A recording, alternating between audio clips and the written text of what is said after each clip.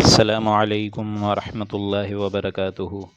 الحمد للہ نحمده ونستعینه ونستغفره ونؤمن به ونتوکل علیہ ونعوذ باللہ من شرور انفسنا ومن سیئات اعمالنا، من يهده اللہ فلا مضل له ومن يضلله فلا هادی له، ونشهد أن لا إله إلا الله وحده لا شريك له، ونشهد أن محمدا عبده ورسوله، أما بعد، أعوذ بالله من الشيطان الرجيم، بسم الله الرحمن الرحيم، يا أيها النبي اتق الله ولا تطع الكافرين والمنافقين، إن الله كان عليما حكيما، واتبع ما يوحى إليك من ربك إن الله كان بما تعملون خبيرا، وتوكل على الله وكفى بالله وكيلا، رب اشرح لي صدري ويسر لي أمري واحلل عقدة من لساني يفقهوا قولي، اللهم إنك عفو كريم تحب العفو فاعف عنا، اللهم لا تدع لنا في مقامنا هذا ذنبا إلا غفرته، ولا هما إلا فرجته، ولا كربا إلا نفسته، ولا ديما إلا قضيته، ولا مريضا إلا شفيته، ولا ميتا إلا رحمته، برحمتك يا عزيز ويا غفار، آمين يا رب العالمين۔ سامعین محترم، اب ہم اللہ کا نام لے کر سورہ احزاب کا آغاز کرنے جا رہے ہیں، جو کہ 21ویں پارے میں ہے، جو کہ 33ویں صورت ہے قرآن مجید کی، اور اس میں کل ملا کر 9 رکوع ہیں اور 73 آیات ہیں، جن میں سے آج انشاءاللہ العزیز ہم لوگ ابتدائی 2 رکوع کا معائنہ فرمائیں گے اور اس کا ایک دورہ ترجمہ قرآن میں اس کی تفسیر سمجھنے کی کوشش فرمائیں گے۔ سورہ احزاب مدنی صورت ہے۔ اس سے پہلے جو 4 بڑی صورتیں تھیں الف لام میم کے آغاز سے، جن کا یوں سمجھیے کہ ابتدا ایک طریقے سے الف لام میم سے ہوئی، اس میں ایک تھی سورہ عنکبوت، پھر تھی سورہ روم، پھر تھی سورہ لقمان، اور پھر تھی سورہ سجدہ۔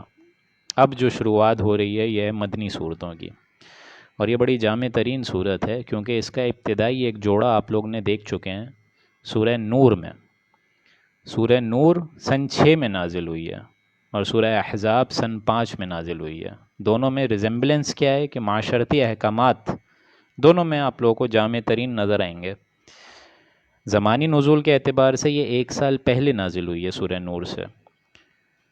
سورہ نور میں آپ لوگوں کو معلوم ہے جو پردے کے ابتدائی احکامات تھے، ابتدائی احکامات تو یوں نہیں کہیں گے، ابتدائی احکامات تو ظاہر بات ہے اس صورت میں آپ کو نظر آئیں گے، یعنی ایک عورت گھر سے باہر اگر نکل کر جائے تو اس کے کس طریقے کے پردے کے معاملات ہوں گے، کیا اس کی کیفیت ہوگی، یہ گھر کے باہر نکلنے کا جتنا معاملہ ہے وہ اس صورت میں لے کر آئے اللہ تعالیٰ سورہ احزاب میں۔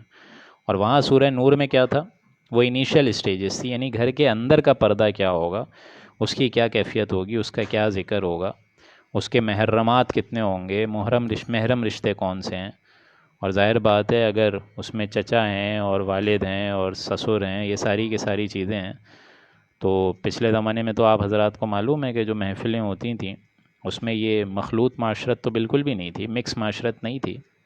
نظام اللہ تعالیٰ نے اس طریقے کا ہمیشہ سے رکھا ہے کہ مرد اور عورت کی جو ساتھ بیٹھک ہے یہ ممکن نہیں ہونی چاہیے۔ تو پچھلے زمانے میں آپ لوگ کو معلوم ہے جو محفلیں ہوتی تھیں اس میں گھر پہ باہر ہوتی تھی، مردوں کی جو بیٹھک ہے وہ باہر ہوتی تھی، گھر کی عورتیں اندر ہوتی تھیں۔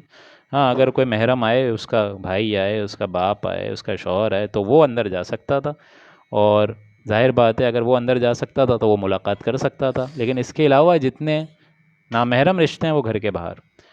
تو یہی انداز اور یہی اسلوب ان دونوں صورتوں کا ہے کہ جو معاشرتی احکامات ہیں، گھر کے اندر کا پردہ پورا کا پورا سورہ نور میں آ گیا، اور گھر سے باہر اب عورت جب نکلے گی تو اس کے کیا کیفیت ہوں گی، اس کی کیا لمیٹیشن ہوں گی، وہ اس صورت میں آئی۔ سورہ احزاب میں اگرچہ جنگ کا بریف ایک یوں سمجھیے کہ نقشہ کھینچ کے بتایا ہے جو کہ جنگ احزاب ہے، غزوہ احزاب، البتہ کوئی ایسی بڑی صورتحال پیش نہیں آئی کہ جنگ ہو، بطور لڑائی ہو، آرمڈ کانفلکٹ ہو مسلمانوں اور مشرکوں میں، نہیں، لیکن اللہ تعالیٰ نے ایک امتحان کا، ایک یوں سمجھ لیے ایک آزمائش کا اور ایک سخت ترین مرحلہ مسلمانوں کے لیے رکھ دیا تھا، وہ اس صورت میں آپ کو نظر آ جائے گا۔ کہ ایک بہت بڑی خندق کھودی گئی اور اس میں مسلمان جو ہے اتنا انوالو ہو گئے تھے کہ شدید فاقوں کی کیفیت تھی، سردی کا عالم تھا، اور اس میں جنگ خندق بھی اس کو کہتے ہیں، غزوہ خندق، غزوہ احزاب ہے بیسیکلی یہ. تو یہ بھی ہوئی ہے سن 5 میں. دونوں صورتوں میں ایک آپ نے کانسیپٹ نوٹ کرا ہوگا، یہ والی صورت اور سورہ نور میں، کہ اس کی آیت نمبر 35 اللہ نور السماوات والارض مثل نورہ کمشکات فیہا مصباح المصباح فی زجاجہ، یہ جو پورا ہم نے ایک جوڑا پڑھا تھا، اس میں ایمان کی اصل حقیقت کو اللہ تعالیٰ نے وہاں پہ بیان فرمایا. اور یہاں یہ ہے کہ وہ ایمان حقیقی جب دل میں اتر جاتا ہے تو انسانی شخصیت میں کیا اوصاف ہوں گے، کس طریقے سے اس کی شخصیت نکھرے گی، مرد اور عورت کے کیا اوصاف بنیں گے، وہ اس صورت کی بھی آیت نمبر 35 میں آپ کو نظر آ جائے گا. البتہ جو پہلا رکوع آ رہا ہے، چونکہ آج ہم لوگ 2 رکوع پڑھیں گے اس کے، تو جو پہلا رکوع آ رہا ہے میں چاہتا ہوں اس کا ایک تاریخی پس منظر آپ کے سامنے رکھ دوں. اور یہ پہلا رکوع جا کر ملے گا، اس کے مضامین جو ہیں وہ اور زیادہ کھلیں گے چوتھے رکوع میں. جیسے سورہ توبہ میں ایک سیکوینس تھا، اگر آپ لوگ کو یاد ہو، کہ پہلا رکوع جو ہے اس کا میں نے آپ کو بتایا تھا، یہ جو منافقین کے ساتھ، مشرکوں کے ساتھ معاملہ آ رہا ہے، مشرکوں کے ساتھ، کہ ان سے اب کوئی عہد نہیں رکھا جائے گا، ان سے کوئی میثاق قول و قرار نہیں رکھا جائے گا، تو وہ بھی اسی طریقے سے آگے والے رکوع سے کورسپونڈنگ اس کا ایک مضمون مل گیا تھا. تو یہی معاملہ یہاں پر بھی ہے. قرآن مجید کا اسلوب اصل میں یہی ہے کہ کوئی بھی اہم ترین ٹاپک ہو، جس طرح وہاں سورہ توبہ میں تھا براۃ من اللہ، اللہ تعالیٰ اعلان برات فرما رہے ہیں مشرکوں سے. اسی طریقے سے سورہ انفال میں کیا تھا، یسألونک عن الانفال قل الانفال للہ والرسول. تو یہ جو اہم باتیں ہوتی ہیں، یہ اللہ تعالیٰ کا اسلوب ہے اپنی کتاب میں کہ وہ ہمیشہ پہلے سے ہی وہ کتاب میں پہلے لے کر آ جاتا ہے. تو آج بھی یہ دیکھیں سورہ احزاب اگر ہم پڑھنے جا رہے ہیں تو اس میں جو اہم ترین بات ہے وہ اللہ تعالیٰ پہلے لے کر آ گیا، پھر غزوہ احزاب کا ذکر ہوگا. وہ اہم ترین بات کیا تھی کہ وہ یہ پورا معاملہ تھا کہ جو حضور اکرم صلی اللہ علیہ وآلہ وسلم نے جو شادی کری ہے حضرت زینب رضی اللہ تعالیٰ عنہ سے، اس سے پہلے ان کی شادی ہو چکی تھی حضور کی ہی فرمائش سے حضرت زید بنت حارث سے. زید ابن حارثہ ہیں، وہ بھی ایک صحابی کے درجے میں ہی ہیں بالکل. ان کی آلریڈی شادی ہو چکی تھی حضرت زینب سے. خود حضور اکرم صلی اللہ علیہ وآلہ وسلم کے کہنے اور سننے سے یہ شادی ہوئی تھی. لیکن چونکہ حضرت زید ابن حارثہ جو ہیں وہ غلام تھے حضور کے، حضور اکرم صلی اللہ علیہ وآلہ وسلم نے آزاد کر کے ان کو اپنا بیٹا بنا لیا تھا، منہ بولا بیٹا جس کو کہتے ہیں. لیکن پھر فائنلی قرآن مجید نے آ کر ان آیات سے واضح کر دیا کہ منہ بولے بیٹے کی اب اسلام میں کوئی حیثیت نہیں ہے، کوئی حقیقت نہیں ہے. بیٹا تو وہی ہے جو آپ کے صلب سے ہو، آپ کی نسل سے ہو. پھر جب حضرت زید نے رضی اللہ تعالیٰ عنہ نے ان کو طلاق دی تو یہ بھی مسئلہ پیدا ہو سکتا تھا کہ منہ بولے بیٹے کی بیوی سے پھر نکاح کون کرے گا، کیونکہ ابتدائی جو تھیں یہ نکاح میں حضرت زید کے، یہ حضرت زینب تھیں.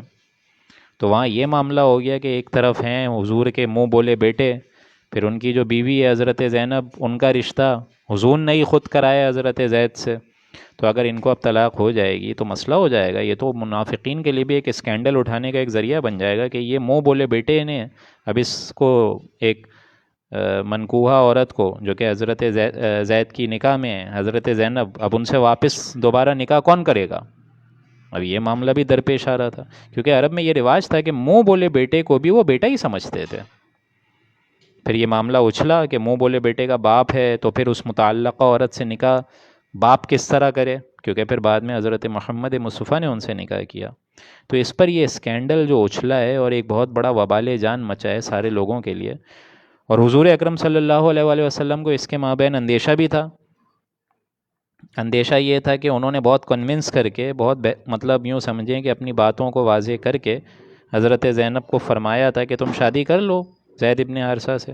اب زینب رضی اللہ تعالیٰ عنہ رہیں اونچے گھرانے کی، وہ قریش سے تعلق رکھنے، بنی ہاشم سے تعلق رکھنے والی اونچے گھرانے کی، اور یہاں حضرت زید رضی اللہ تعالیٰ عنہ پر غلامی کا داغ لگا ہوا ہے.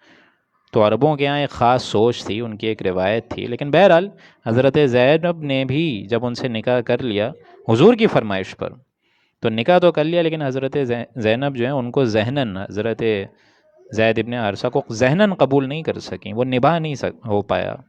یوں سمجھیے جو اختلافات ہوتے ہیں مزاج میں، اس وجہ سے یہ رشتہ زیادہ نہیں چل پایا.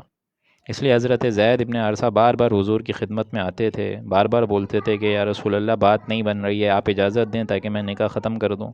اب یہاں حضور اکرم صلی اللہ علیہ وآلہ وسلم ان کو روکتے تھے کہ ایک تو میں نے کہہ سن کر شادی کروائی، وہ تو آمادہ بھی نہیں تھی وہ عورت، اور ظاہر بات ہے نہ اس کے گھر والے، اب ظاہر بات ہے اگر تم طلاق دو گے تو مزید اس عورت پر صدمہ ہوگا، اور ساتھ ساتھ یہ بھی اندیشہ تھا کہ اگر طلاق ہو بھی گئی تو اس کی رضا جوئی اور اس کی دل جوئی اس کے علاوہ کیا ہوگی کہ میں خود نکاح کر لوں اس سے، لیکن پھر کروں بھی کیسے، کیونکہ زید کو منہ بولا بیٹا بنایا ہوا ہے۔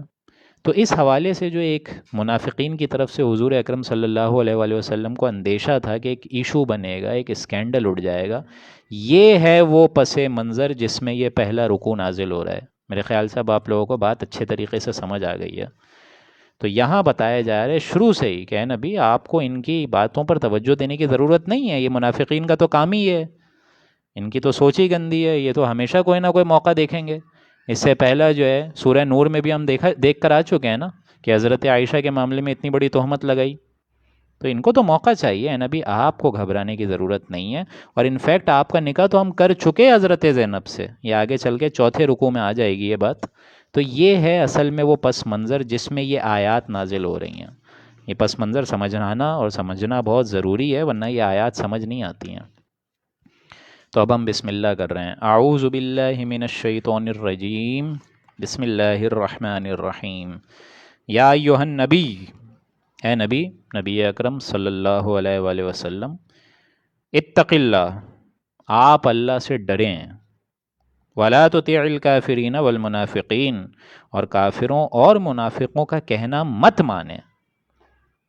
اطاعت جو ہے وہ صرف حکم ماننے کو نہیں کہتے، بلکہ کسی کی بات کو وزن دینا، توجہ سے غور سے سننا، یہ بھی اطاعت ہے۔ تو اے نبی آپ ان کی بات تک مت سنیں، آپ اس پروپیگنڈا کی فکر ہی نہ کریں کہ یہ معاملہ اچھلے گا، نہیں، اور اللہ سے ڈرتے رہیے، کافروں اور منافقوں کی بات تک مت سنیے۔ ان اللہ کان علیما حکیما، یقیناً اللہ تعالیٰ بڑا ہی علم والا ہے اور بڑی حکمت والا ہے۔ اللہ کا علم اتنا واسٹ ہے، اتنا واسٹ ہے، اس نے پوری کائنات کے ذرے ذرے کو اپنے احاطے میں لیا ہوا ہے، اور اتنی حکیم ذات ہے، حکمت والی بھری ذات ہے، تو یہ اللہ معاملہ اچھا ہی کرے گا آپ کے حق میں۔ واتبع ما یوحی، اور آپ کے پاس جو وحی کی جا رہی ہے اس کی اتباع کریں، الیک من ربک، جو نازل ہو رہی ہے آپ کے رب کی طرف سے، اللہ تعالیٰ جو قرآن مجید میں آرڈر دے رہا ہے اس کو آپ فالو کرتے رہیے۔ ان اللہ کان بما تعملون خبیرا، یقیناً اللہ تعالیٰ بڑا ہی علم والا ہے ان تمام اعمال سے جو تم کر رہے ہو۔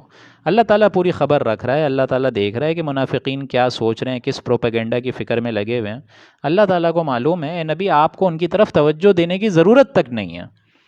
وتوکل علی اللہ، اور اللہ تعالیٰ پہ بھروسہ رکھیں، یہ تو ہم پہلے بھی پڑھ چکے ہیں، فَإِنْ عَزَمْتَ فَتَوَكَّلْ عَلَى اللَّهِ، اے نبی جب آپ کسی کام کا ارادہ کر لیں تو اب آپ توکل کریں اللہ کی ذات پر۔ وَكَفَى بِاللَّهِ وَكِيلًا، اور اللہ تعالیٰ کافی رہ جائے گا آپ کے لیے کارساز، اللہ ہے ہی کارساز، اللہ تعالیٰ اہل ایمان کا، رسولوں کا، انبیاء کا، پیغمبروں کا، سب کا وکیل ہے، سب کا کارساز ہے، سب کا دوست ہے، سب کا ولی ہے۔ یعنی اس ایک آیت میں پورے کے پورے سمولیہ سارے جملوں کو کہ اللہ تعالیٰ آپ کا حامی و ناصر ہوگا، یہ بھلے کوئی بھی پروپیگنڈا اچھالتے رہیں لیکن ان کا کوئی اثر آپ کی ذات پر نہیں ہوگا، اللہ آپ کے لیے کفالت کا کارساز کافی ہے۔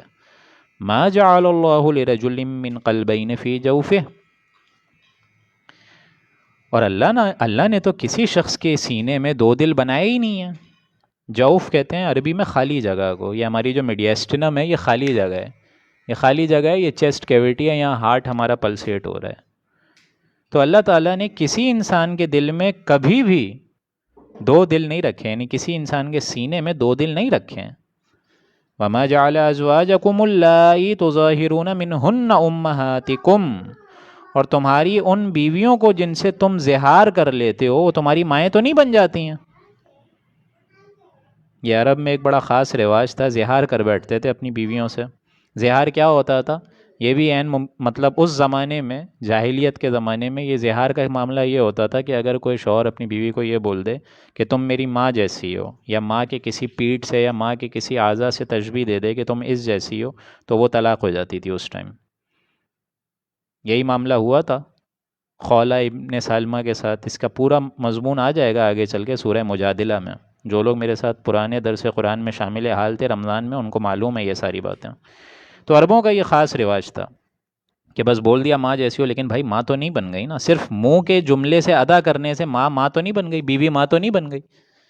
تو یہ کانسیپٹ بھی عرب میں جو تبدیلی آئی ہے، اور عرب میں یوں سمجھیے جو اصلاح کا معاملہ ہوا ہے وہ بھی رفتہ رفتہ ہوا ہے، وہ بھی آہستہ آہستہ ہوا ہے، تدریجاً تدریجاً ہوا ہے.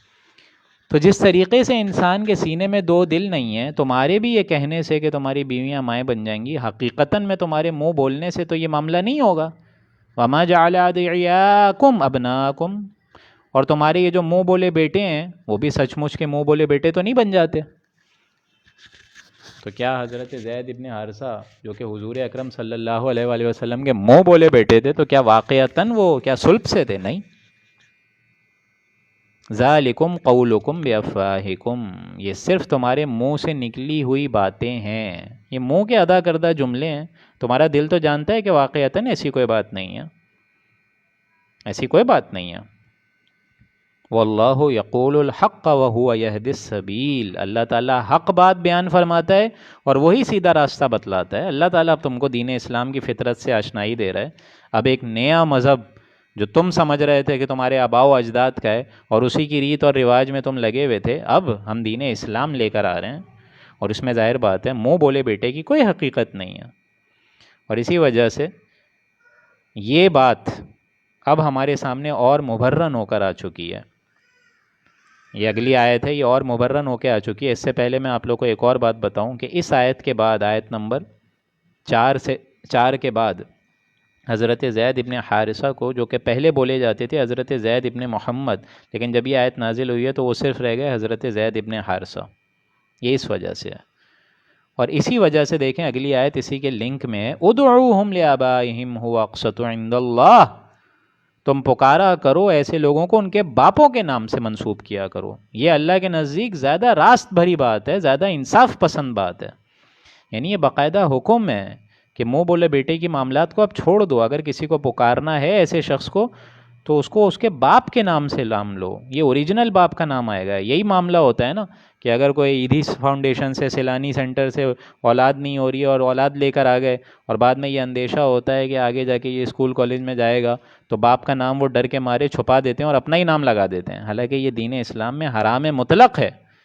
باپ تو وہی ہے جو کہ آپ کا اوریجنل باپ ہے، اور آپ کسی کا نام نہیں لکھوا سکتے. آپ پتہ کریں، یہ قرآن مجید کا حکم ہے، ادعوہم لآبائہم هو اقسط عند اللہ، ان کے باپوں کی طرف سے منسوب کر کے ان کے نام لیا کرو. یہ اللہ کے نزدیک زیادہ اچھی انصاف پسند بات ہے.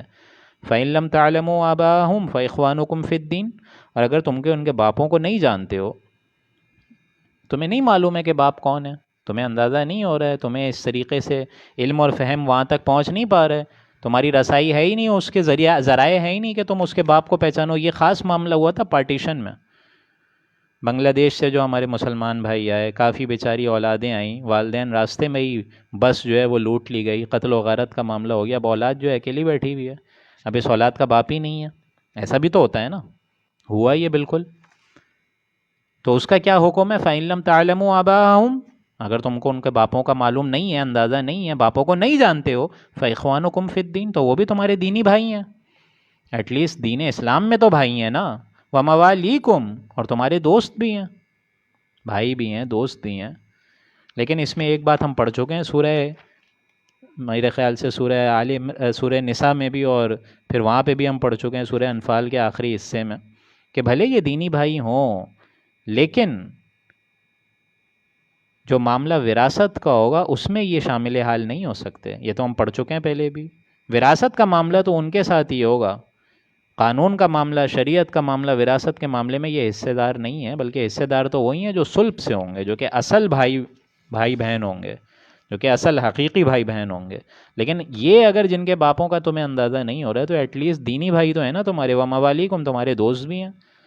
وَلَيْسَ عَلَيْكُمْ جُنَاحٌ فِيمَا أَخْطَأْتُمْ بِهِ، اور اگر تم کو اس میں بھی بھول چوک ہو جائے تو اس میں تم پر کوئی گناہ نہیں ہے. یعنی اس سے پہلے جو تم باپ بیٹے اور منہ بولے باپ اور منہ بولے بھائی بنا کے بیٹھے ہوئے تھے، اگر اس میں اب تک تم سے کوئی خطا ہو چکی ہے تو کوئی مسئلے کی بات نہیں ہے، اللہ تعالیٰ معاف کر دے گا. وَلَكِن مَّا تَعَمَّدَتْ قُلُوبُكُمْ، لیکن ہاں جو دل سے ارادہ کر کے کہو گے اللہ تعالیٰ اس کی پکڑ کرے گا. اللہ تعالیٰ دیکھے گا کہ کون بندہ کہاں غلط حرکتیں کر رہا ہے. دل سے جو عمل قصدن کرو گے، عمدت کرو گے، تو اللہ تعالیٰ پکڑے گا. ہاں اس سے پہلے بھول چوک کا معاملہ ہو گیا تو میں ایسے ہی رحم دلی میں اس کو اپنا منہ بولا بیٹا بنا بیٹھے، تو منہ بولی مائیں بنا بیٹھے، یا ماؤں کے بیویوں کے بارے میں ماؤں سے کسی جسم کے اعضاء سے تشبیہ دے کے طلاق اظہار کا معاملہ کر دیا. اب یہ ساری باتیں دور جاہلیت کی ہیں، اس پر کوئی گناہ نہیں ہوگا اگر تم توبہ کر چکے ہو. لیکن وَلَٰكِن مَّا تَعَمَّدَتْ قُلُوبُكُمْ، جس چیز پر قصدن دل لگا کر ارادہ کر کے یہ کہو گے، یعنی نیت ہی فساد کی ہوگی، تب پھر اللہ تعالیٰ پکڑے گا. وَكَانَ اللَّهُ غَفُورًا رَحِيمًا، اور اللہ تعالیٰ غفور الرحیم ہے، اللہ تعالیٰ بخشنے والا ہے. جتنے تمہارے پہلے گناہ ہو گئے اللہ معاف کر دے گا. النبی اولیٰ بالمؤمنین من انفسہم وازواجہ امہاتہم، نبی اکرم صلی اللہ علیہ وآلہ وسلم کے ساتھ خود ان کے نفس سے بھی زیادہ تعلق رکھتے ہیں مومن. کیا مطلب ہے اس کا؟ یعنی یہ جو مومنین ہیں، حضور اکرم صلی اللہ علیہ وآلہ وسلم کی جماعت ہے، یہ اپنی جانوں کو بھی حضور اکرم صلی اللہ علیہ وآلہ وسلم کی جان مبارک سے زیادہ عزیز نہ سمجھیں. النبی اولیٰ بالمؤمنین، حضور اکرم صلی اللہ علیہ وآلہ وسلم ان کی جان مبارک تو اور زیادہ محبوب ہے مومنین کے معاملے سے. حضور اکرم صلی اللہ علیہ وآلہ وسلم کی جان مبارک کی فکر، اس سے محبت، اس سے شفقت، یہ سب سے بڑی شے ہے تمام اہل ایمان کے لیے جو کہ ان کے ساتھ ہیں ابھی. من انفسہم، کہ وہ اپنی جانوں سے زیادہ ان کی جان کو عزیز سمجھیں. وازواجہ امہاتہم، اور اسی طریقے سے ان کی بیویاں حضور اکرم صلی اللہ علیہ وآلہ وسلم کی ازواج مطہرات ہماری مائیں ہیں. ان کی مائیں ہیں سے مراد اہل ایمان کی مائیں ہیں. جیسے آپ لوگ کو معلوم ہے کہ جس طرح رسول بھی اپنی قوم کے ایک باپ کے درجے میں ہوتا ہے، اسی طریقے سے یہ ساری کی ساری جو ازواج مطہرات ہیں یہ بھی تمام ہم سب کے لیے ام المؤمنین کے درجہ رکھتی ہیں. حضرت عائشہ ام المؤمنین، حضرت خدیجہ، حضرت صفیہ رضی اللہ تعالیٰ عنہ، یہ سب ام المؤمنین ہیں. وَأُولُو الْأَرْحَامِ بَعْضُهُمْ أَوْلَىٰ بِبَعْضٍ فِي کتاب اللہ، اور رشتہ دار کتاب اللہ میں ایک دوسرے سے زیادہ تعلق رکھتے ہیں. یہ سارے کے سارے آپس میں بھائی ہیں. یعنی یہ معاملہ جو رشتہ داری کا ہوگا اس میں قانون، شریعت، وراثت حصہ دار ہوگی جو حقیقی بھائی ہیں، منہ بولے بھائی والا معاملہ نہیں. جس طرح آپ لوگ کو معلوم ہے انصاری ہیں، مہاجر ہیں، مدینے میں رہ کر، یہ سارے بھائی بھائی تو ہیں، دینی بھائی ہیں، لیکن اصل وہ بھائی نہیں ہے جس پہ قانون، شریعت اور وراثت کا اندراج ہو سکے. نہیں، یہ معاملہ ہم لوگ سورہ نساء میں بھی پڑھ چکے ہیں، انفال میں بھی پڑھ چکے ہیں. وَأُولُو الْأَرْحَامِ بَعْضُهُمْ أَوْلَىٰ بِبَعْضٍ فِي کتاب اللہ، یہ رشتہ دار کتاب اللہ میں بھی ایک دوسرے سے زیادہ تعلق رکھتے ہیں. اسی کی ہدیت، اسی کی ہدایت اللہ تعالیٰ نے تورات میں بھی تم سے کری تھی، اور کتاب اللہ سے مراد یہی قانون سورہ نساء، سورہ انفال میں بھی آ چکا ہے کہ وہاں پہ بھی بتا دیا گیا تھا جو حقیقی بھائی ہیں اس میں ہی قانون، شریعت اور وراثت جو ہے وہ عمل دخل ہوگا اس کا. لیکن جو صلبی بھائی نہیں ہیں، جو دینی بھائی ہیں، صرف جو تمہارے دوست ہیں، ملاقاتی ہیں، ان سے تم اچھا سلوک رکھو، اس میں کوئی مسئلہ نہیں ہے. ہاں لیکن قانون، شریعت اور وراثت میں وہ حصہ دار نہیں ہو سکتے. من المؤمنین والمہاجرین، چاہے وہ بھلے مومنین میں ہوں، مہاجرین کے ساتھ ہوں، یہود یہ انصاری مہاجرین بھائی بھائی ہوں، بھلے ہوں. الا ان تفعلوا الی اولیاءکم معروفا، مگر یہ کہ تم اپنے دوستوں سے کچھ سلوک کرنا چاہو تو وہ جائز ہے. یعنی تمہاری واقعتاً دوستی اتنی اچھی ہے کہ تم اپنے اضافی اس کو کوئی مال سے، کوئی اپنی جان سے کوئی نفع پہنچانا چاہو تو اس میں بھی کوئی حرج نہیں ہے، کوئی مذائقہ نہیں ہے، وہ جائز ہے. ہاں لیکن یہ پھر بتا رہا ہوں کہ شریعت اور وراثت میں حقدار نہیں ہوں گے. کان ذالک فی الکتاب مستورا، یہ بات لوح محفوظ میں بھی لکھی جا چکی ہے، مستور کتاب میں بھی. اور ظاہر بات ہے اس میں دونوں طرف اشارہ ہے کہ چاہے یہ تورات میں بھی یہی انڈیکیشن ہو، یہی ہدایت ہو، یہی نصیحت ہو، یا اس سے پہلے سورہ نساء، سورہ آل عمران ہم پڑھ چکے ہیں، سورہ انفال پڑھ چکے ہیں، اس میں بھی یہی باتیں تھیں. وَإِذْ أَخَذْنَا مِنَ النَّبِيِّينَ مِيثَاقَهُمْ وَمِنْكَ وَمِن نُوحٍ، اور جبکہ ہم نے تمام پیغمبروں سے ایک اقرار لیا تھا، گاڑھا قول و قرار لیا تھا، میثاق لیا تھا.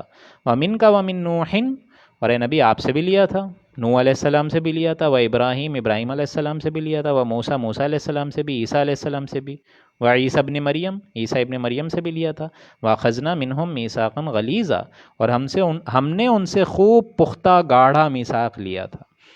یعنی ایک میثاق، یہ سارا معاملہ گزر چکا ہے سورہ آل عمران میں، آیت نمبر 81 اور 82 میں. وہی میثاق، ایک تو میثاق تھا الستُ بربکم، کہ ہماری ساری روحوں کو اللہ نے جو جمع کیا ہے اس میں اللہ تعالیٰ نے پوچھا، انڈیکیشن لے کر ہر ایک کو آگاہی کر کے پوچھا کہ کیا میں تمہارا رب نہیں ہوں؟ قالوا بلا، ہم سب نے جواب دیا ہے کہ بے شک اللہ تعالیٰ تو ہی ہمارا رب ہے۔ پھر وہی روح کو کولڈ اسٹوریج میں رکھ دیا گیا، جس کو حدیث کے مطابق کہتے ہیں جندن، جھنڈ کی جھنڈ روحیں جو ہوتی ہیں، جس طرح پرندوں کے جھنڈ ہوتے ہیں، ویسے روحیں آج مطلب اس زمانے میں پڑی ہوئی تھیں، اور ابھی تک جو انسان اس روئے زمین پر نہیں آیا اس کی بھی روح وہاں پر ہے۔ لیکن جب انسان جو ہے رحم مادر میں اس کی تخلیق ہوتی ہے جنین کی کیفیت میں، اور میں بتا چکا ہوں 120 دن ہو جاتے ہیں، تب وہ کولڈ اسٹوریج سے روح آ کے جوڑ دی جاتی ہے، یہ باقاعدہ حدیث ہے۔ لیکن انبیاء اور جو رسول ہیں، ظاہر بات ہے ان کی بھی تو روحیں ہوں گی نا وہاں پہ، روح محمدی صلی اللہ علیہ وآلہ وسلم بھی ہوگی، اسی طریقے سے روح عیسیٰ بھی ہوں گے، روح موسیٰ بھی ہوں گے، روح ابراہیم بھی ہوں گے، ان سے بھی اضافی میثاق لیا گیا ہے، شریعت کا، دین اسلام کا، ان کی اپنی کتابوں کا۔ وَأَخَذْنَا مِنْهُمْ مِيثَاقًا غَلِيظًا، اور ان سے تو ہم نے خوب پختہ عہد لیا تھا۔ لِيَسْأَلَ الصَّادِقِينَ عَنْ صِدْقِهِمْ، تاکہ ان سچوں سے ان کے سچ کی تحقیقات اللہ کر دے۔ یعنی ہر انسان جو الست بربکم بول کر آیا ہے وہ اللہ تعالیٰ کے ہاں ایک طریقے سے مسئول ہے، اللہ کے ہاں جواب دہ ہے، تاکہ وہاں پہ بھی اللہ تعالیٰ سچوں کی سچ کی تصدیق کر دے کہ تم نے کتنا گاڑا قور و قرار لیا تھا، کتنی گاڑی تمہاری جو ہے وہ میثاق تھی، کتنا گاڑا تمہارا عہد تھا، کتنا پابند تم اپنے وعدے میں رہے، کتنے پاسدار تم اپنے وعدے میں رہے، تاکہ اللہ جان لے الصادقین عن صدقہم، ان سچوں سے ان کے سچ کی بات ہیں، ان کے سچ کی تحقیقات کر لے۔ وَأَعَدَّ لِلْكَافِرِينَ عَذَابًا أَلِيمًا، اور کافروں کے لیے تو اللہ نے دردناک عذاب تیار کر رکھا ہے۔ یعنی وہاں پہ اللہ تعالیٰ نہ صرف سچوں سے ان کے سچ کی باتیں بتا لے گا، پوچھ لے گا، مسئول کر لے گا، اور ظاہر بات ہے جو مجرم ہوں گے، باغی ہوں گے، اللہ تعالیٰ کی عدالت میں ان سے بھی ان کے جھوٹ کے بارے میں وہ ہو جائے گی، سارا معاملہ جو ہے درپیش ہو جائے گا، سوال جواب ہو جائے گا، جزا اور سزا ہو جائے گی۔ یا ایھا الذین آمنوا اذکروا، اب یہاں سے دوسرا رکوع شروع ہو گیا ہے، اور اس دوسرے رکوع شروع ہونے سے پہلے میں آپ لوگوں کو ایک بات بتانا چاہتا ہوں، کیونکہ یہ جو پہلا رکوع اب ختم ہوا ہے، اس کے مضامین میں نے کیا بتایا، چوتھے رکوع میں آئیں گے۔ جیسے سورہ توبہ کے آغاز میں ہی معاملہ ہوا تھا، مشرکین کا معاملہ پہلے لے آئے، پھر اس کے بعد تھوڑا سا گیپ، پھر دوبارہ چوتھے رکوع میں واپس مشرکین کی طرف، بین ہی وہی معاملہ یہاں ہوا ہے۔ یہ جو پورا معاملہ ہوا ہے، پہلا رکوع حضرت زینب، حضرت زید ابن حارثہ کا، حضور اکرم صلی اللہ علیہ وآلہ وسلم کا، اس کے بعد یہی مضامین آپ لوگوں کو کل کی نشست میں سیکنڈ ہاف میں نظر آئیں گے، جب ہم لوگ چوتھا رکوع پڑھیں گے انشاءاللہ، تو یاد رکھیے گا یہ مضامین۔ اور اب جو رکوع آ رہا ہے دوستوں، وہ ہے غزوہ احزاب کا۔ اس کا تاریخی پس منظر میں آپ لوگ کو بتا دوں، اور میرے خیال سے 20 منٹ کا اور درس ہمارا رہ گیا ہے، چونکہ آج صرف ہم 2 رکوع پڑھ رہے ہیں۔ غزوہ احزاب کا تاریخی پس منظر یہ ہے، غور سے سنیے گا، کہ سن 590 میں یہ جنگ ہوئی ہے، اور جنگ اتنی بڑی ہوئی بھی نہیں ہے، یوں سمجھ لیجئے کہ ایک شدید ترین امتحان اللہ تعالیٰ نے اہل ایمان کا لے لیا تھا، تمام مسلمان کا لے لیا تھا۔ بڑا اہتمام حالانکہ ہوا اس غزوے میں۔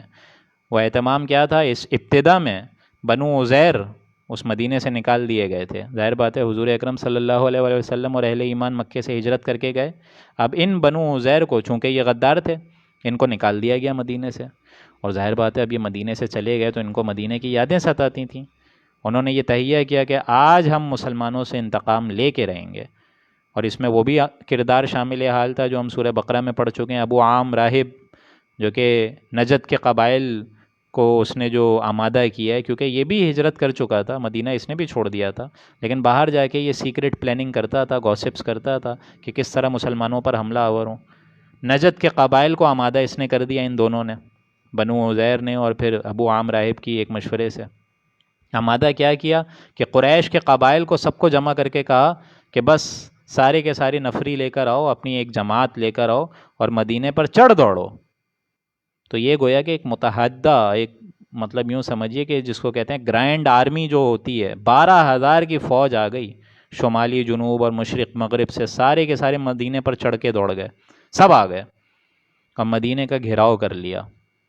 اب جب مدینے کا گھیراؤ ان لوگوں نے کر لیا تو حضور اکرم صلی اللہ علیہ وآلہ وسلم کی جو ساتھیوں کی تعداد تھی وہ کل ملا کے 3,000 کے قریب تھی، اور ان 3,000 میں ظاہر بات ہے منافقین بھی ہیں۔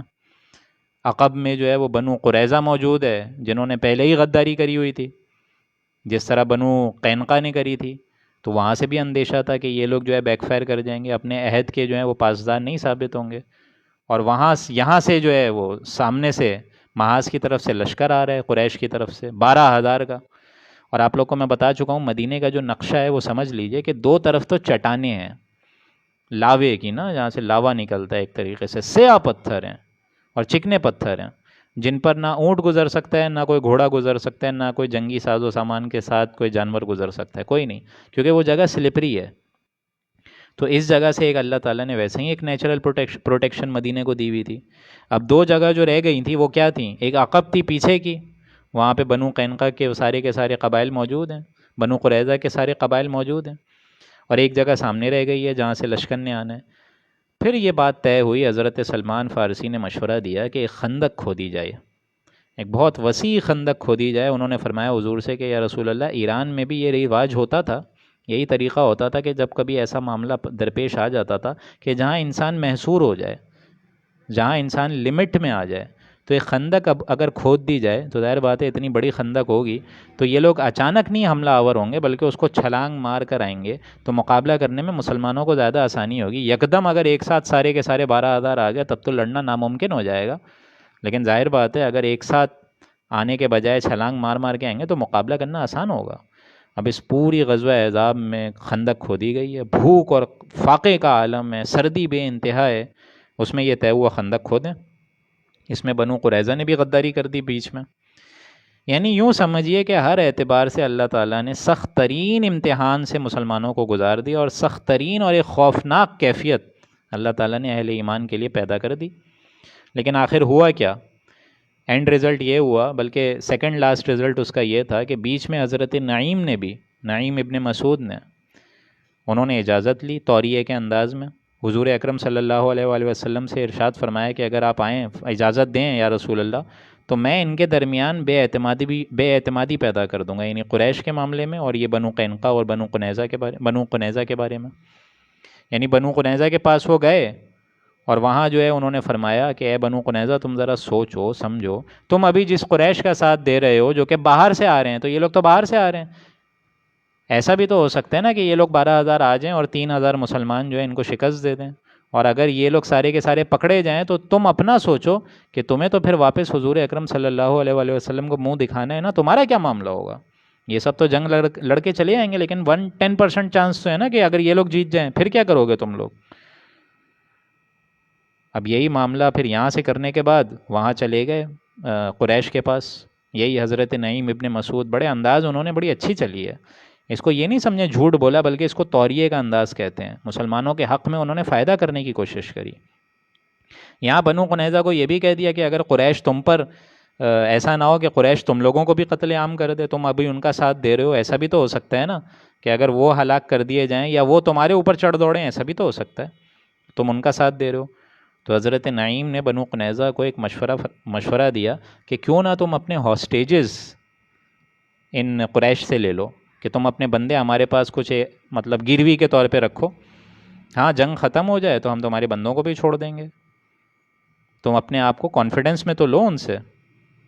اب وہاں حضرت نعیم ابن مسعود قریش کے پاس گئے، یہ سارا معاملہ کرنے کے بعد وہاں گئے اور وہاں بتایا کہ یہ جو بنو قنیظہ ہے یہ تو آپ سے بندے مانگ رہے ہیں، ہاسٹیجز مانگ رہے ہیں، گویا کہ آپ پر اعتمادی نہیں ہے۔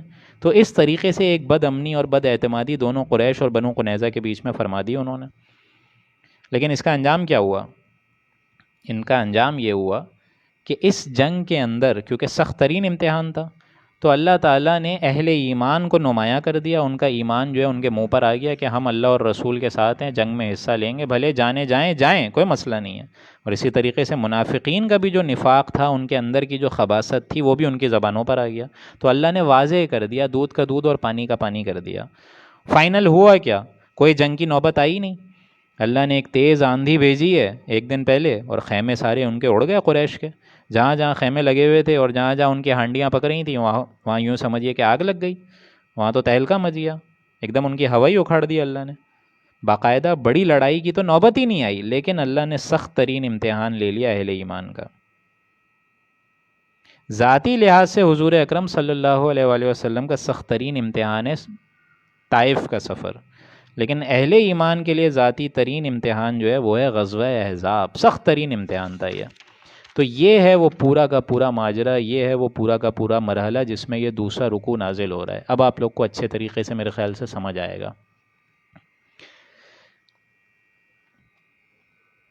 یا ایھا الذین آمنوا اذکروا نعمت اللہ، اے اہل ایمان اللہ کا انعام اپنے اوپر یاد کرو، اذ جاءتکم جنود، جبکہ تم پر بہت سے لشکر دوڑ آئے چڑھ آئے، وہاں سے بنو قدقان آ گیا، وہاں سے بنو خزارہ آ گئے، قریش یہاں سے آ گئے، یہودیوں کی سپورٹ میں شمال سے بھی لوگ آ رہے ہیں. تو یہ سوچو ذرا تم کتنی بڑی اللہ تعالیٰ نے تمہاری ایک آزمائش فرمائی تھی کہ جب تم پر بہت سے لشکر چڑھ آئے تھے، فارسلنا علیہم ریحا، اور پھر ہم نے ان پر ایک آندھی بھیجی، ایک بہت بڑا جھکڑ بھیجا، اللہ تعالیٰ نے طوفان بھیجا، وجنودن لم تروہا، اور ہم نے ان پر ایسی فوجیں بھیجی جن کو تم دیکھتے نہیں ہو، جو تم کو دکھائی نہیں دی تھی، یعنی فرشتے بھی بھیجے، اللہ تعالیٰ نے غیبی مدد بھی کری. وکان اللہ بما تعملون بصیرا، اور اللہ تعالیٰ تمہارے اعمال کو دیکھ رہا ہے، تمہارے سب اعمال کو دیکھ رہا ہے. یعنی باقاعدہ یہ تو پوری کی پوری بات ہو گئی، ایک ہی آیت میں سارا کا سارا معاملہ سمو دیا کہ بہت بڑی جنگ سے اہل ایمان کو اللہ تعالیٰ نے بچا لیا. لیکن اس میں ظاہر بات ہے کچھ نہ کچھ مٹ بھیڑ تو ہوئی تھی، وہ لوگ جو کہ خندق کراس کر کے آ گئے ان سے بھی لڑائی ہوئی ہے. انہی میں ہی ایک شخص تھا عمر ابن ود، بہت بڑا گھوڑ سوار تھا، پورا عرب کا جانا مانا ہوا تھا، وہ 90 سال کا بوڑھا تھا، اکیلا آ گیا، اس نے اپنے گھوڑے کو ایک ضرب دی اور وہ پوری چھلانگ مار کے مسلمانوں کے سامنے آ گیا. اب لوگ ششتا حیران کہ اب اس کا کس طرح مقابلہ کریں. حضرت علی سامنے آئے.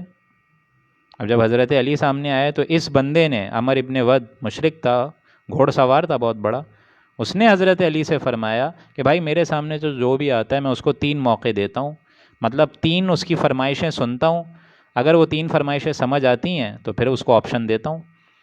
تو جب اس نے حضرت علی کو 3 موقع دیے کہ بتاؤ تمہاری کیا فرمائش ہے، تو حضرت علی نے ان سے فرمایا کہ نہ میری پہلی فرمائش یہ ہے کہ تم ایمان لے آؤ. اس نے کہا نہیں یہ تو نہیں ہو سکتا. پھر میری دوسری فرمائش یہ ہے کہ تم اس جنگ سے واپس چلے جاؤ، پیٹ پھیرو اور نکل جاؤ، اسی خندق کو واپس جس طرح عبور کر کے آئے ہو اسی طرف واپس لوٹ جاؤ. اس نے فرمایا یہ بھی نہیں ہو سکتا. پھر تیسری انہوں نے حضرت علی نے آپشن دیا کہ آؤ چلو پھر مقابلہ کرتے ہیں. تو یہ سن کر وہ ہنسا، قہقہ لگایا کہ میرا یہ گمان تک نہیں تھا کہ پورے عرب میں کوئی مجھ سے یہ بھی بات بولے گا کہ مجھ سے مقابلہ کرو. بہرحال مقابلہ ہوا اور حضرت علی نے اس کو واصل جہنم فرمایا، قتل کرا اس کو. وَكَانَ اللَّهُ بِمَا تَعْمَلُونَ بَصِيرًا، تمہارے سارے اعمال کو اللہ دیکھ رہا ہے. یعنی اللہ دیکھ رہا تھا اس غزوہ احزاب میں کہ کون سچا مسلمان ہے اور کون جھوٹ موٹ کا مسلمان ہے، کون منافق ہے اور کون واقعتاً اللہ کا سپاہی ہے، اللہ تعالیٰ کا جانثار ہے. اِذْ جَاءُوكُم مِّن فَوْقِكُمْ وَمِنْ أَسْفَلَ مِنْكُمْ، اور جب کہ وہ لوگ تم پر آ دوڑے، آ چڑھے، آ دھمکے، اوپر کی طرف سے بھی اور نیچے کی طرف سے بھی. مدینہ کا جو نقشہ ہے میں آپ لوگ کو بتا چکا ہوں، اگر جغرافی اعتبار سے دیکھیں تو جو حجاز کا پہاڑی سلسلہ ہے اس میں ظاہر بات ہے مکہ بھی ہے، مدینہ بھی ہے، طائف ہے، آگے چل کے وہ اونچائی پر تبوک ہو جاتا ہے. پھر نیچے پہاڑ کے نچلے دامن میں ہے وہ ایک میدانی رستہ ہے، اس کو تہامہ کہتے ہیں، یہ نیچے ہے. تو جب تم پر آ دوڑے، اوپر سے بنو قطفان آ گئے اور اسی طریقے سے دوسرے قبائل آ گئے اور نیچے سے تہامہ سے قریش آ گئے. یہ معاملہ ہو رہا تھا مدینہ کا، آپ ذرا سوچیں. وَإِذْ زَاغَتِ الْأَبْصَارُ، اور جب کہ تمہاری آنکھیں کھلی رہ گئیں، جس طرح خوف میں جو ایک دم گھبرا جاتے ہیں انسان. وَبَلَغَتِ الْقُلُوبُ الْحَنَاجِرَ، اور تمہارے جو دل ہیں وہ دھڑک دھڑک کے کلیجے منہ کو آنے لگے. جب دل تیزی سے دھڑکتا ہے، سمپیتھیٹک اسٹیمولیشن ہوتی ہے، ایسا لگتا ہے دل ہی باہر آ جائے گا. یہ حالت ہو گئی تمام اہل ایمان کی. وَتَظُنُّونَ بِاللَّهِ الظُّنُونَ، اور تمہارے اندر جو ہے، جو منافقین بھی تو تھے نا اسی بستی میں، تم لوگوں کے ساتھ یہ معاملہ ہو گیا کہ تمہارے دلوں میں گمان آنے شروع ہو گئے، خیالات آنے شروع ہو گئے، دل میں عجیب عجیب سے وسوسے آنے شروع ہو گئے کہ ہوگا کیا، 12,000 کی نفری آ رہی ہے اور ہمارے پاس 3,000 ہے، اس میں منافق بھی ہیں، پیچھے بنو قنیظہ ہے، یہ تو عین موقع پہ بیک فائر کر جائے گا، بد عہدی کر دے گا اپنی. ہنالک ابتلی المؤمنون، اس موقع پر اللہ نے شدید ترین امتحان لے لیا مسلمانوں کا، آزما لیا اللہ نے. وزلزلوا زلزالا شدیدا، اور وہ ہلا مارے گئے، جھنجھوڑ دیے گئے، زلزلے میں آ گئے سارے مسلمان، ان کی یہ کیفیت ہو گئی تھی. وَإِذْ يَقُولُ الْمُنَافِقُونَ وَالَّذِينَ فِي قُلُوبِهِمْ مَرَضٌ، اور حال یہ ہوا کہ دودھ کا دودھ اور پانی کا پانی ہو گیا. جبکہ منافقین اور وہ لوگ جن کے دلوں میں مرض تھا، مرض کیا تھا؟ نفاق تھا. اللہ کے آگے جو ہے تن من دھن نہیں لگانا تھا، انہوں نے اپنی جانوں سے زیادہ عزیز اور کوئی جان نہیں تھی ان کو. اہل ایمان کا تو تقاضا یہ ہے کہ اپنی جانوں سے کہیں زیادہ عزیز حضور اکرم صلی اللہ علیہ وآلہ وسلم کی جان مبارک کی فکر کریں. لیکن یہ لوگ جن کے دلوں میں مرض تھا وہ کہنے لگے ما وعدنا اللہ ورسولہ الا غرورا، کہ ہم سے اللہ نے اور اللہ کے رسول نے جو وعدے کیے وہ دھوکے کے کیے، معاذ اللہ۔ ہم سے وعدے اور جو سارے کے سارے اللہ تعالیٰ نے اتنی بڑی بڑی خیالات ہمیں سکھائے تھے، ہمیں جو سرسبز باغ دکھائے تھے کہ ہماری جو ہے مدد کی جائے گی، وہ تو سارے جھوٹے ثابت ہوئے۔ ہم سے کہا گیا تھا، حضور نے فرمایا تھا قیصر و کسریٰ کی سلطنتیں تمہاری قدمیں چومیں گی۔ ہم سے کہا گیا تھا مال غنیمت آئے گا، دولت آئے گی، اللہ کی مدد آئے گی۔ اور بعض منافقین نے تو یہ بھی کہا ہوگا کہ ہم مدینے سے باہر کس طرح نکلیں، حاجتیں اپنی پوری کس طرح کریں، یہیں اندر ہے نبی، آپ نے محصور کر کے ہمیں ڈال دیا۔ تو گویا کہ ان کی گندگی ان کے منہ پر آ گئی۔ ما وعدنا اللہ ورسولہ الا غرورا، نہیں وعدہ کیا اللہ اور اس کے رسول نے مگر جھوٹا، معاذ اللہ۔ وَإِذْ قَالَتْ طَائِفَةٌ مِّنْهُمْ يَا أَهْلَ يَثْرِبَ لَا مُقَامَ لَكُمْ فَارْجِعُوا، اور جبکہ ان سے بعض لوگوں نے کہا کہ اے یثرب والوں، اے مدینے والوں، تمہارے لیے یہ ٹھہرنے کا موقع نہیں ہے، لوٹ جاؤ۔ یہ منافقین اتنے زیادہ بے عہد ہو گئے، اتنے زیادہ بدامنی پھیلانے کی کوشش کری کہ اہل ایمان جو حقیقتاً واقعتاً مسلمان ہیں اور جانیں قربان کرنے کے لیے آمادہ ہیں، ان سے یہ کیا بول رہے ہیں، اے مدینے والوں تمہارے لیے یہ ٹھہرنے کی جگہ نہیں ہے، یہ دیکھو تو 12,000 کا قبیلہ آ رہا ہے، 12,000 کا لشکر آ رہا ہے، لوٹ جاؤ، فرجعوا۔ تم مقابلہ کیسے کرو گے؟ 12,000 کا لشکر ہے، پیچھے بنو قینقاع ہے، وہ بھی تو ہے نا، وہ بھی تو بغاوت کر دے گا، کیا کرو گے؟ وَيَسْتَأْذِنُ فَرِيقٌ مِّنْهُمُ النَّبِيَّ يَقُولُونَ إِنَّ بُيُوتَنَا عَوْرَةٌ، اور بعض لوگ تو اس حد تک گر گئے کہ نبی اکرم صلی اللہ علیہ وآلہ وسلم سے اجازت مانگنے لگے، کہنے لگے کہ ہمارے گھر غیر محفوظ ہیں یا نبی، ہمارے گھر جو ہیں وہ تو ہمیں خطرہ ہے، پیچھے بنو قینقاع ہے، ہماری عورتوں پر حملہ آور نہ ہو جائیں وہ۔ حضور نے یہی کیا تھا نا کہ عورتوں اور بچوں کو، خواتین کو مدینے کے وسطی علاقے میں جو حویلی تھی وہاں پہ جمع کیا ہوا تھا کہ یہاں سیف ہیں، لیکن وہاں اس کا اندیشہ ان کو ہو گیا، وہاں ان کے پہرے، وہ سمجھ رہے ہیں وہاں پہرے دار ہیں ہی نہیں، وہاں حضور اکرم صلی اللہ علیہ وآلہ وسلم سے اجازت مانگ رہے ہیں کہ یا نبی ہمیں جانے دیجیے، ہماری عورتیں، ہمارے بچے ہیں۔ آپ ذرا سوچیں، دین اسلام بھی جو ہے وہ بھی تو فطرت اسلام ہے نا، وہ بھی تو حق دکھاتا ہے نا عورتوں کا اور بچوں کا۔ یہ باتیں شروع ہو گئیں کہ ہمارے گھر غیر محفوظ ہیں، وَمَا هِيَ بِعَوْرَةٍ، حالانکہ وہ گھر غیر محفوظ نہیں تھے، اللہ تعالیٰ نے اور اللہ کے نبی نے وہاں پہرے لگائے ہوئے تھے، فرشتوں کی بھی وہاں پہ مدد موجود تھی ایک طریقے سے۔ اِن یریدون الا فرارا، لیکن حقیقتاً یہ محض بھاگنا ہی چاہتے ہیں، یہ جنگ لڑنا ہی نہیں چاہتے ہیں نبی، یہ تو کسی طریقے سے رائے فرار اختیار کرنا چاہتے ہیں، حق و باطل کی کشاکش میں یہ سرگرم نہیں رہتے۔ وَلَوْ دُخِلَتْ عَلَيْهِمْ مِنْ أَقْطَارِهَا ثُمَّ سُئِلُوا الْفِتْنَةَ، اور اگر مدینے میں اس کے اطراف سے ان پر کوئی آگ گھسے، سامنے سے 12,000 اچانک قبیلہ جو ہے حملہ آور ہو جائے، ثُمَّ سُئِلُوا الْفِتْنَةَ، پھر ان سے فساد کی درخواست کرے، سارے کے سارے اچانک 12,000 کے قبیلے آ جائیں اور فساد ہو جائے کہ مشرکین داخل ہوتے ہی سارے کے سارے مدینے والوں پر معاذ اللہ حملہ آور ہو جائے اور اعلان عام کر دے کہ یا تو قتل کر دیے جاؤ گے یا مرتد ہو جاؤ اپنے دین سے، دین اسلام پھیر کر مشرک بن جاؤ، تو ان کا معاملہ کیا ہوتا ہے؟ وَمَا تَلَبَّسُوا بِهَا إِلَّا يَسِيرًا، لَآتَوْهَا وَمَا تَلَبَّسُوا بِهَا إِلَّا يَسِيرًا، اگر یہ فساد کی درخواست کی جائے گی، بولیں گے کہ بھائی اپنا دین چھوڑ کر ہمارے دین میں آ جاؤ، تو ان کا حال کیا ہوگا، ان منافقین کا، کہ یہ اس کو منظور کر لیں گے، قبول کر لیں گے، الا یسیرا، مگر تھوڑی سی دیر کے، مطلب تھوڑا سا وقفہ لگائے بغیر بھی یہ اس ایمان کی جڑیں ہی گہری نہیں ہیں ان لوگوں کی، تو ظاہر بات ہے وہ مرتد تک ہونے کو تیار ہو جائیں گے اگر ان مسلمان پر وہ 12,000 اچانک دفتن حملہ آور ہو جائیں اور یہ آپشن رکھ دیں فساد کی درخواست کی جائے، تو یہ تو فوراً ان کی اس درخواست پر لبیک بول دیں گے۔ ان کا حد، ان کی یہ حالت ہو گئی ہے، ان کے اندر جو ایمان ہے وہ ایک دم ختم ہو چکا ہے۔ وَلَقَدْ كَانُوا عَاهَدُوا اللَّهَ مِنْ قَبْلُ، حالانکہ یہی وہ لوگ تھے نا جو خدا سے پہلے عہد کر چکے تھے، لَا يُوَلُّونَ الْأَدْبَارَ، کہ اللہ ہم پیٹ نہیں دکھائیں گے، ہمارے آگے جنگ تو ہو تو پھر دیکھیں ہم کیا کرتے ہیں، ہمیں تو شہادت چاہیے، ایسے عہد پہلے کر چکے ہیں، اور اب جب جنگ سامنے آ رہی ہے تو گھبرا رہے ہیں۔ وَكَانَ عَهْدُ اللَّهِ مَسْئُولًا، اللہ سے جو عہد کیا جائے اس کی باز پرس تو ہوگی، ہم کیوں نہیں عہد پورا کریں گے اے اللہ، ہم تو کریں گے، لیکن جب جنگ یہاں ہو رہی ہے تو گھبرائے جا رہے ہیں۔ قُلْ لَن يَنْفَعَكُمُ الْفِرَارُ إِنْ فَرَرْتُم مِّنَ الْمَوْتِ، اے نبی آپ فرما دیجئے کہ تم کو بھاگنا، یہاں سے رائے فرار اختیار کرنا تمہارے لیے کچھ نافع ثابت نہیں ہوگا، تم یہ سمجھ رہے ہو کہ یہاں موت سے تو بچ جاؤ گے، لیکن تمہیں کیا معلوم، واپس مکے چلے جاؤ، ان کے ساتھ ان کی پارٹی کی شمولیت اختیار کر لو، تو کیا مکے میں موت نہیں آئے گی؟ اے نبی آپ فرما دیجئے تم کو بھاگنا کچھ فائدہ مند ثابت نہیں ہوگا. ان فررتم من الموت، کہ تم موت سے بھاگو، اب القتل یا قتل سے بھاگتے ہو. وَإِذًا لَا تُمَتَّعُونَ إِلَّا قَلِيلًا، اور تم جو یہ بھاگ رہے ہو یہ اسی وجہ سے بھاگ رہے ہو نا کہ تم دنیا ساز و سامان کے ساتھ اور جی لو اور فائدہ اٹھا لو، لیکن تم فائدہ نہیں اٹھا سکتے ہو ان ساز و سامان سے مگر تھوڑا. مطلب دنیا کا ساز و سامان بھی ختم ہو جانا ہے، تمہیں بھی ختم ہو جانا ہے. قُلْ مَنْ ذَا الَّذِي يَعْصِمُكُم مِّنَ اللَّهِ، یہ بھی فرما دیجئے کہ وہ کون ہے جو تم کو خدا سے بچا سکے. اے منافقوں، تم جو یہاں سے رائے فرار اختیار کر رہے ہو تو کیا اللہ کی بھی پکڑ سے بھاگ جاؤ گے؟ من اللہ، اللہ کی طرف سے بھاگ جاؤ گے. ان اراد بکم سوءا او اراد بکم رحمہ، اگر اللہ تعالیٰ جو ہے وہ تمہارے بارے میں کوئی برائی کرنا چاہے تو کیا اس کی پکڑ سے تم بھاگ جاؤ گے؟ او اراد بکم رحمہ، یا خدا کے فضل کو تم روک سکو گے اگر اللہ تعالیٰ ہی تم پر کوئی فضل کرنا چاہے؟ اللہ تعالیٰ تم پر فضل کرنا چاہ رہا ہے، اگر تم جنگ میں حصہ لے لو، جنگ احزاب میں حصہ لو، خندق کھودو اور ان مشرکوں کا ڈٹ کر حملہ کرو تو عین ممکن ہے نا کہ اللہ تعالیٰ کا فضل بھی ہوگا تم پر، رحمت بھی ہوگی. لیکن تمہارا حال یہ ہے کہ تم بھاگنا چاہ رہے ہو، تو بھلا یہ سوچو کہ اگر اللہ ہی تمہارے ساتھ برائی کا ارادہ کر بیٹھے تو تم اس کے ساتھ کوئی اپنا جو ہے حامی و مددگار پاؤ گے؟ وہ کون ہے جو تم کو خدا سے پھر بچا سکے گا؟ قد یعلم اللہ المعوقین منکم، اللہ تعالیٰ تم میں سے ان لوگوں کو خوب جانتا ہے جو مانے ہوتے ہیں. مانے سے مراد کیا ہے؟ کہ جو روکتے ہیں.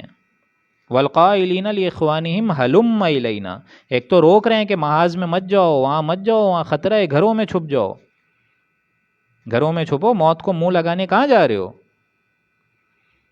لاخوانہم ہلم الینا، جو اپنے جو نسبی یا وطنی بھائی ہیں ان سے بھی یوں کہتے ہیں کہ ہمارے پاس آ جاؤ، گھروں میں چھپ جاؤ، موت کو اس طرح منہ نہ لگاؤ، کہاں بہکے جا رہے ہو. ولا یأتون البأس الا قلیلا، اور لڑائی میں تو یہ آتے ہی نہیں ہیں مگر تھوڑے سے. ان کی حرکت اتنی ہے، یہ اتنے ہٹ دھرم ہو چکے ہیں ایک طریقے سے، اتنے زیادہ ان کی جو گراوٹ کا یہ معاملہ ہے کہ یہ اب لڑائی میں بھی شامل حال نہیں ہوتے. اشحۃ علیکم، اے مسلمانوں یہ تمہارے حق میں بہت بخیل ہیں، کوئی خیر تم کو نہ پہنچے، یہ لوگ یہ چاہتے ہیں، یہ مسلمانوں تمہارے خیر خواہ نہیں ہیں. فَإِذَا جَاءَ الْخَوْفُ، اور جب کوئی خوف ان پر آ جاتا ہے، اچانک سمجھتے ہیں کہ اچانک قبیلہ جو ہے حملہ آور ہو جائے گا قریش کا، رَأَيْتَهُمْ يَنْظُرُونَ إِلَيْكَ تَدُورُ أَعْيُنُهُمْ كَالَّذِي يُغْشَى عَلَيْهِ مِنَ الْمَوْتِ، تو اے مسلمانوں تم ان کو دیکھتے ہو کہ وہ آپ کی طرف اس طرح دیکھنے لگتے ہیں کہ ان کی آنکھیں چکرائی جاتی ہیں. یغشا علیہ من الموت، جیسے کسی پر موت کی بے ہوشی طاری ہو جاتی ہے، نزع کا عالم جس پر ہو جاتا ہے کہ آنکھیں اڑ جاتی ہیں، ایسی حالت ہو جاتی ہے ان کی کہ جب یہ دیکھتے ہیں اچانک کوئی مشرکوں کا معاملہ اچانک سرگرم ہو چکا ہے، اچانک جو ہے جنگ کے لیے نکلنا ہے، اچانک جو ہے وہ حملہ آور ہو رہا ہے قریش. فَإِذَا ذَهَبَ الْخَوْفُ، پھر جب ان کا خوف دور ہو جاتا ہے، واپس چلے جاتے ہیں یہ سارے کے سارے مشرک، اللہ تعالیٰ تیز آندھی بھیج دیتا ہے، ان کے خیمے اکھڑ جاتے ہیں، تو جب یہ ایک دم امن میں آ جاتے ہیں، خوف دور ہو جاتا ہے، سَلَقُوكُمْ بِأَلْسِنَةٍ حِدَادٍ نَشِحَّةٍ عَلَى الْخَيْرِ، تو ایک دم تیز تیز زبانوں سے، لوہے کی زبانوں سے، حداد کہتے ہیں لوہے کو، سورہ حدید آگے آئے گی، وہ بھی لوہا، تو یہ تیز تیز زبانوں سے اے مسلمانوں تانے پیش کرتے ہیں، تانے پیش کرتے ہیں، پھر کینچی کی طرح ان کی زبانیں چلتی ہیں، چرپ زبان ہو جاتے ہیں، مسلمانوں تم پر تنقید شروع کر دیتے ہیں، اپنے ایمان کا ڈھونس رچانا شروع کر دیتے ہیں. اشحۃ علی الخیر، اور مال پر تو یہ ایک دم ٹوٹ کر گرتے ہیں، مال پر تو ایک دم حریص ہیں، یہ سارا مال چاہتے ہیں کہ مال غنیمت ہونے ہی مل جائے. اولئک لم یؤمنوا، تو اے مسلمانوں یہ لوگ ایمان والے نہیں ہیں، ان کے دلوں میں کبھی ایمان تھا ہی نہیں. فاحبط اللہ اعمالہم، تو ان کے تمام اعمال اللہ تعالیٰ حبط کر دے گا. آخر مسجد نبوی میں حضور اکرم صلی اللہ علیہ وآلہ وسلم کی امامت میں انہوں نے مسجد نبوی میں پہلی صفوں میں کھڑے ہو کے نماز پڑھی ہے. کون سی مسجد؟ مسجد نبوی. تو اے مسلمانوں ان کے یہ جو اعمال ہیں، اتنے بڑے اعمال، حضور اکرم صلی اللہ علیہ وآلہ وسلم کی امامت میں ذرا آپ سوچیں. اللہ تعالیٰ کہہ رہا ہے احبط اللہ اعمالہم، اللہ تعالیٰ اعمال حبط کر دے گا، بیکار کر دے گا. وَكَانَ ذَلِكَ عَلَى اللَّهِ يَسِيرًا، اور یہ اللہ کے نزدیک بہت آسان ہے. یہ مت سمجھو کہ ہم جو ہیں امت مسلمہ ہیں، ہم جو ہے نبی کے پیچھے نماز پڑھنے والے ہیں تو ہماری نمازیں ضائع کیسے ہوں گی. نہیں، اللہ پر یہ بڑا آسان ہے. يَحْسَبُونَ الْأَحْزَابَ لَمْ يَذْهَبُوا، ان لوگوں کا یہ خیال ہے کہ ابھی تک لشکر گئے نہیں ہیں. منافقوں کا دیکھیں دل کتنا ہلا ہوا ہے. بظاہر تو لشکر چلا گیا لیکن ان کے اندر خوف اتنا ہے، اعصاب ابھی تک ہلے ہوئے ہیں خوف کے مارے کہ یہ سمجھ رہے ہیں کہ یہ لشکر ابھی گئے نہیں ہیں، یہیں کہیں ہیں، یہ ان کی کوئی ٹیکٹائل موو ہے کہ یہ جو ہے کوئی نہ کوئی ان کی پلاننگ ہے کہ یہ ذرا سا ہمارے سامنے سے ہٹ گئے، لیکن ہیں ابھی بھی مدینے میں، یہ جو ہے اچانک حملہ آور ہو جائیں گے۔ خوف کا یہ عالم ہے اور یہ شدت ہے۔ وَإِن يَأْتِ الْأَحْزَابُ يَوَدُّ لَوْ أَنَّهُمْ بَادُونَ فِي الْأَعْرَابِ، اور اگر بالفرض یہ لشکر لوٹ کر آ جائیں، دوبارہ حملہ آور ہو جائیں، ابھی تو چلے گئے نا لیکن اچانک پھر دفعتاً حملہ آور ہو جائیں، یودوا لو انہم، تو یہ خود تمنا کریں گے، خواہشیں امنگیں آرزو پیش کریں گے کہ کاش بادون فی الاعراب، کہ کاش ہم اس مدینے کو ہی چھوڑ کر دیہاتوں میں چلے جائیں، ہم جو ہے ریگستانوں میں جا کے آباد ہو جائیں۔ یسألون عن انبائکم، اور وہاں سے اے مسلمانوں تمہاری خبریں پوچھتے رہیں کہ کیا ہوا، اب کیا ہوا، اب کتنے تم لوگوں کے مسلمان لوگ مارے گئے، اونٹ کس طرف کروٹ لے بیٹھا ہے۔ وَلَوْ كَانُوا فِيكُمْ مَا قَاتَلُوا إِلَّا قَلِيلًا، اور اگر تم میں رہیں بھی اے مسلمانوں، یہ منافق اگر تمہارے درمیان رہیں بھی تب بھی یہ تھوڑا سا ہی لڑیں گے، جنگ جہاد میں تھوڑا سا ہی حصہ لیں گے، الا قلیلا، شاذ و نادر یہ جنگ میں حصہ لیں گے۔ یعنی ان کے اندر دنیاوی محبت اتنی کوٹ کوٹ کے بھری ہوئی ہے کہ اب ایمان کا کوئی شائبہ ان کے اندر ہے ہی نہیں۔ تو اللہ کے فضل و کرم سے یہاں پہ 2 رکوع مکمل ہو چکے ہیں، طویل رکوع تھے، لیکن انشاءاللہ العزیز جو تیسرا اور چوتھا رکوع اور 5واں رکوع بھی انشاءاللہ میں کرانے کی کوشش کروں گا، اور اسی سے ہی ہمارا 22واں پارہ بھی آغاز ہو جائے گا انشاءاللہ۔ تو برائے مہربانی آپ جو 8-9 حضرات میری بات سن رہے ہیں، برائے مہربانی کل پرسوں بھی آپ لوگ جوائن کریں، رمضان تک آپ لوگ جوائن کریں۔ اس کی وجہ یہ ہے کہ یہ سورہ مبارک ایسی ہے جس طرح سورہ توبہ تھی، اگر آپ لوگ ڈیٹیل میں لائن سے پڑھیں گے نہیں then you will miss the train, آپ لوگ جو ہے وہ مضامین میں کشاکش آپ لوگ ہو جائیں گے، یوں سمجھیے کہ پھر ایک رکوع سمجھ نہیں آئے گا۔ تو کوشش کریں یہ پورا جو تذکرہ ہو رہا ہے 2 رکوع تک ہمیں سمجھ آ گیا ہے، اب جو تیسرا رکوع ہوگا وہ اہل ایمان کا ایک معاملہ ہوگا، وہ نظر آئیے گا آپ کو، وہ آپ غور کریں گے، فیل کریں گے، آپ کو ایسا لگے گا کہ آپ دور عرب ہے، عرب کا جو معاملہ چل رہا ہے اس میں باقاعدہ شامل حال ہیں۔ اس طریقے کے مضامین انشاءاللہ کل اور پرسوں آئیں گے، کیونکہ اب جو رکوع کل ہم پڑھیں گے انشاءاللہ العزیز اس میں اسی جنگ کے ضمن میں جو اہل ایمان پر گزری ہے اور ان کے اندر جو کیفیات رونما ہوئی ہیں اس کا پورا ایک ڈیٹیل، یوں سمجھیے کہ ڈیٹیل ایکسپلینیشن ہے اس کی۔ اللہ تعالیٰ میرا اور آپ کا سننا، پڑھنا، عمل کرنا قبول فرمائے، اور اللہ تعالیٰ ہم سب کے گناہوں کو معاف فرمائے، اور اندر ہمارے اتنی استقامت دے اور اتنا ہمارے اندر جذبہ دے کہ اس قرآن مجید کو تاحال اپنی زندگی کا ایک حصہ بنا لیں، اور اس کی جتنی گائیڈنس ہے اس پہ ہم عمل پیرا ہو جائیں۔ بارک اللہ لنا ولکم فی القرآن العظیم ونفعنی وإیاکم بالآیاتہ والذکر الحکیم، صدق اللہ العظیم۔